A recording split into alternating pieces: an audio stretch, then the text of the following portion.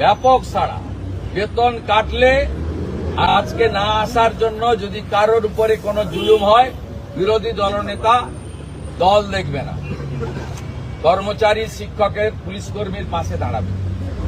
আমরা বিজেপি সরকারে এলে ৪৫ দিনের মধ্যে 7th পে কমিশনের টাকা দেব, এরিয়ার মিটিয়ে দেব সুপ্রিম কোর্টের উপরে, এবং 8th পে কমিশনের কমিটি করব।